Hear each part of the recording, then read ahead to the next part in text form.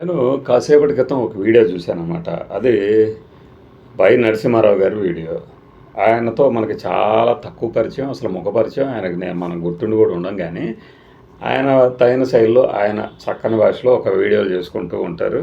Social మీడియాలో ఆయనదైన ముద్ర వేసేందుకు ప్రయత్నిస్తున్నారు. అయితే ఈ వైసీపీ ముఖ్యులకి కూటమి ప్రభుత్వంలోని మంత్రుల ఫోన్ కాల్సు, సంప్రదిస్తున్న మంత్రులు అన్నీ ఒక థంబ్‌నెయిల్ పెట్టి ఒక వీడియో సజెషన్ లిస్టులు రావడంతో చూశానన్నమాట. నాకు ఆశ్చర్యం అనిపించింది. ఇప్పుడు దీనికి సోర్స్ అడిగితే సోర్స్ చాలా రహస్యంగా ఉంచాల్సింది కదా! ఎవరికైనా ఎలా చెప్తారు? ఎవరి సోర్స్ వాళ్ళు. ఇప్పుడు ఈయన మాట్లాడే వీడియోలకి ఈయన ఎక్కడి నుంచి తెచ్చుకుంటాడు? ఇట్లాంటి ఏమంటారు కౌంటర్లు ఇవ్వచ్చేమో కానీ మనకి. నేను ఒక విషయాన్నైతే ఈ వీడియో చూసిన తర్వాత చెప్పదలుచుకుంది ఏంటంటే, ఒక పక్కన టీడీపీ కూటమిలోని నారా లోకేష్ గారికి కానీ మరొకరికి కానీ వేస్తున్న ఎలివేషన్లు, ఇటువైపు వైఎస్ఆర్సీపీ వాళ్ళకు కూడా తక్కువేం లేవు ఎలివేషన్స్ అనిపించింది. అంటే ఆ వీడియో మొత్తం సారాంశం చూస్తే జనాలకి ఏం అర్థం చేసుకోవాలని అనుకుంటున్నారు అంటే, నిజంగానే రాబోయేది వైఎస్ఆర్సీపీ ప్రభుత్వమే. జగన్మోహన్ రెడ్డి అధికారంలోకి రాబోతున్నాడు కాబట్టి మమ్మల్ని టార్గెట్ చేయొద్దు అని మంత్రులు భయపడిపోతున్నట్లు, ఆ మంత్రులు నిజంగానే ఒక్క పని కూడా తాము చేసుకోలేకపోతున్నాము అని చెప్పుకొని మదన పడుతున్నట్లు మనం అనుకోవాలనంటూ ఉంది. ఇది అసలు ఒకవేళ నిజంగా అంటే ఒక సోర్స్ ఉంటుంది ఒక జర్నలిస్ట్ దగ్గర అని అనుకున్నప్పుడు నేను ఒక మాట చెప్పదలిసింది ఏంటంటే, నిజంగానే ఎవరో ఒకళ్ళు చేస్తే దాన్ని కూటమి ప్రభుత్వంలోని ఆ మంత్రివర్గం మొత్తం వణికిపోతున్నట్లు, జగన్మోహన్ రెడ్డి గారు నిజంగానే అధికారంలోకి వస్తున్నట్లు ఆ కలరింగ్ ఇవ్వడం కరెక్టా? ఎందుకంటే 18 నెలల్లోనే కూటమిలోని మంత్రులకి భయం పుట్టిపోయి జగన్మోహన్ రెడ్డి గారిని కన్విన్స్ చేయండి, ఇది మేము చేస్తున్న పని కాదు, మాకు ఇష్టం లేకుండానే చేస్తున్నాము, మా జోలి రావద్దు అధికారంలోకి వస్తే అని చెప్తారా? ఇది నమ్మేలాగానే ఉందా? ఎందుకంటే ఇలాంటి ఆశల పల్లకలోనే 2024 మే నెల వరకు కూడా ఊరేగారు అందరూ, నాతో సహా. నేను కూడా నమ్మే ఆ ప్రచారాన్ని. అసలు రాబోయే 30 ఏళ్ళు కూడా జగన్మోహన్ రెడ్డికి తిరుగులేదు అని వాళ్ళు చేస్తున్న ప్రచారానికి 30 ఏళ్ల సంగతేమో కానీ ఈ 5 ఏళ్ళు మాత్రం ఖచ్చితంగా గెలుస్తారేమో మళ్ళీ అనిపించింది. బట్ మనం ఎన్నికలకు ముందు చేసినటువంటి సర్వే అనండి, ఆ దగ్గరలో ఉన్న వాళ్ళని అడగటం అనియండి, అవన్నీ చూసినప్పుడు ప్రతి నలుగురిలో 3 టీడీపీకి ఓటేస్తామని చెప్పారు, ఓటేసామని చెప్పారని కూడా మన వీడియోలో చెప్పాను, పాత వీడియోలో. 2024 జూన్కి ముందు రిజల్ట్స్ రావడానికి ముందు కూడా చెప్పామన్నమాట. కానీ ఒకవేళ ప్రజల్లో నిజంగానే వ్యతిరేకత ఉంటే ఉండొచ్చేమో కానీ కూటమి ప్రభుత్వం మీద మంత్రులే భయపడిపోయి జగన్మోహన్ రెడ్డి గారి పార్టీలోని ముఖ్యులకు ఫోన్ కాల్ చేసి, ఇదిగో ఇలా ఈ పనులకి మాకు సంబంధం లేదు, మమ్మల్ని టార్గెట్ చేయొద్దని చెప్పండి అని అంటారా? ఒకవేళ అంటే అన్నారు, ఒకవేళ అంటే దానికి ఇంకా పొడిగింపు ఏంటంటే, గతంలో మనం చూసాము జగన్మోహన్ రెడ్డి గారు ఒకళ్ళిద్దరిని ఎలా టార్గెట్ చేశారు అని. ఎలా చెప్తారు టార్గెట్ చేశారని? అంటే ఇదంతా ఏంటంటే ఎలా ఉంది అంటే, జరుగుతున్న పరిణామాలని ఒక అంచనా వేసుకొని ఇది ఇలా జరిగితే బాగుండు, ఇది ఇలా జరిగితే బాగుండు, ఇది ఇలానే జరుగుతుందని సోషల్ మీడియాలో ఒక మామూలు ఇన్ఫ్లుయెన్సర్లో కూడా కాదు, వైఎస్ఆర్సీపీ శ్రేణులు ఎలాంటి వార్తలను అయితే ఇష్టపడతాయో ఆ వార్తను ఇచ్చినట్లు అనిపించింది నాకు. If I am not wrong, sorry. కానీ నేను మాట్లాడిన దాంట్లో నిజం ఉందా లేదా అనేది మన వ్యూవర్లకి, అట్లీస్ట్ మన ఫాలోవర్లకి తెలుసు. ఈ రోజున కూటమి ప్రభుత్వం ఇచ్చిన హామీలన్నీ నెరవేర్చకపోయి ఉండొచ్చు. అంత మాత్రం చేతనే బాబు రాబోయేది జగన్మోహన్ రెడ్డి ప్రభుత్వమే, మా వల్ల కాదు, వీళ్ళు చేపిస్తున్న పనులన్నీ మేము చేస్తున్నవి కాదు అని ఎందుకంటారు ఈ మంత్రులు? మనకి ఎలిబి కావాలి. ఎలిబి అని కాదు, అసలు ఆ క్రైసిస్ ఉండాలి కదా. క్రైసిస్ లేకుండానే ఎందుకు చెప్తారు? అంతగా అయితే మహా అయితే ఏమవుతుంది, పదవి పోతుంది, అంతే కదా. ఎన్నికల్లో ఓడిపోతే నిజంగానే జగన్మోహన్ రెడ్డి గారికి విపరీతమైనటువంటి అనుకూలత ఏర్పడినట్లు, ఎన్నికలు జరిగిన వెంటనే ఆయన సీఎం కాబోతున్నట్లు అలా అనిపిస్తుంది ఈ కథనం కనుక చూస్తే. బహుశా ఆ రకమైనటువంటి ఒక సినారియో ఉందని చెప్పేసి ఈయన ఏమన్నా భావించారా? లేదు ఈయనకి ఈ సోర్స్ ఇచ్చిన వాళ్ళు ఇలా తప్పు చెప్పారా?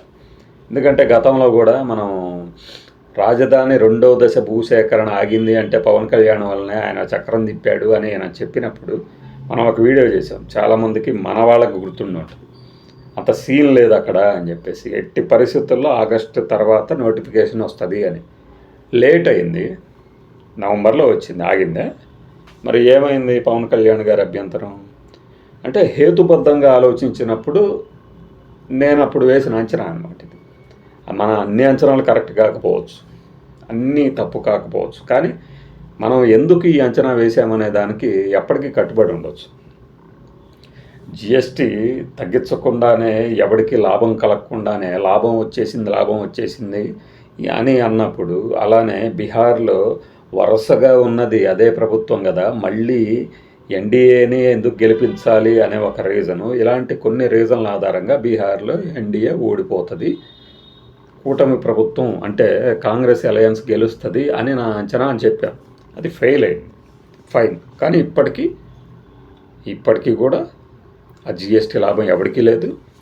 అక్కడ గెలిచినటువంటి బీజేపీ కూటమికి చాలా తక్కువ ఓట్లు ఉన్నాయి. ఓటింగ్ పర్సంటేజ్, బీభత్సమైన ఓటింగ్ పర్సంటేజ్ తేడా ఉంటుంది, అది గమనించండి. సెంటిమెంట్ అని రెచ్చగొట్టడం, ఎన్నికలకి ముందు ఢిల్లీలో బ్లాస్ట్. సరే, ఈ రీజన్ లేనందుకు ఈ వీడియో గురించి మాట్లాడుకుంటే మనము ఆయన చెప్తున్న రీజన్ ఏంటి? ఏబి వెంకటేశ్వరరావునో నిమ్మగడ్డ రమేష్ కుమార్ని ఎందుకు టార్గెట్ చేశారు? నిజంగా టార్గెట్ చేశారని మీరు వారి తరపున నిర్ధారించేస్తున్నారా? జగన్మోహన్ రెడ్డి గారు చెప్పారా? జగన్మోహన్ రెడ్డి గారి పార్టీ వాళ్ళు చెప్పారా మేము టార్గెట్ చేసాము అని? లేదు, ఇవన్నీ వాళ్ళు చెప్పరు, మనం రాజకీయాల మీద అవగాహన ఉన్నవాళ్ళు మనం చెప్పపోతే ఎలా అంటారా? నిమ్మగడ్డ రమేష్ కుమార్ గారు వీళ్ళకి అనుకూలంగా వ్యవహరించలేదని టార్గెట్ చేశారంటారు, అంతేగాని అధికారంలో రావడంతోనే టార్గెట్ చేశారని మీరు అట్లా చెప్తారు. అలా అయితే ఎల్వి సుబ్రహ్మణ్యం గారిని ఎందుకు తెచ్చిపెట్టుకుంటారు? ఏబి వెంకటేశ్వరరావు గారిని 2014 నుంచి 19 వరకు విజయసాయి రెడ్డి గారు కూడా గమనించారు కాబట్టి, అప్పటి నుంచి హెచ్చరించారు కాబట్టి, తనకు వ్యతిరేకంగా వ్యవహరించారని తెలుసు కాబట్టి టార్గెట్ చేశారు. అది అందరికీ తెలిసిందే. అలానే కొంతమంది మంత్రుల్ని ఎలా అయితే జైళ్ళకు పంపించారో చూసాం. ఇప్పుడు అలానే జగన్మోహన్ రెడ్డి గారు ఓపెన్గానే చెప్తున్నారు జైళ్ళకు పంపిస్తాం అంటే, జైళ్ళకు పంపిస్తే కోర్టు ఊరుకుంటాయా? అదే పనిగా తప్పు చేస్తే కదా.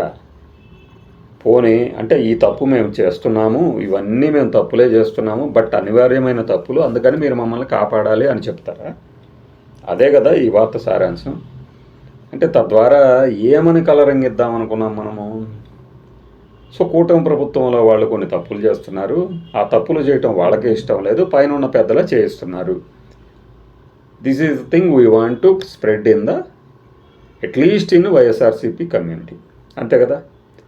అంటే మనం చేసే చాలా వీడియోలు వైఎస్ఆర్సీపీకి మద్దతుగా ఉన్నాయంటారు. ఎందుకు అంటే వైఎస్ఆర్సీపీ ప్రతిపక్షంలో ఉంది, కూటమి ప్రభుత్వం తీసుకున్న నిర్ణయం ఇది, ఫలితం ఇది అని విడమరిచి చెప్తున్నప్పుడు వీళ్ళకి అనుకూలంగా మాట్లాడినట్టు.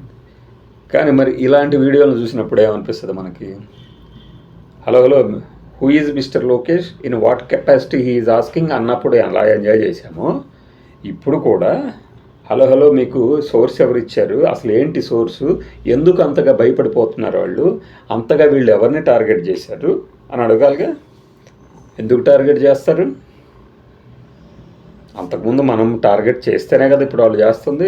దీనికి ఫుల్ స్టాప్ పెట్టాలి అని జగన్మోహన్ రెడ్డి గారు అడుగుతున్నారు అంటే, వాళ్ళకి ఇష్టం లేకుండా పనిచేసిన వాళ్ళని కూడా ఆయన టార్గెట్ చేస్తారా? ఇన్ కేస్ 2029 వరకు ఇదే సిచ్యువేషన్ ఉంటే. This is all I want to bring the notice to you, మన వ్యూవర్స్కి నేను ఇది చెప్పాలనుకున్నా.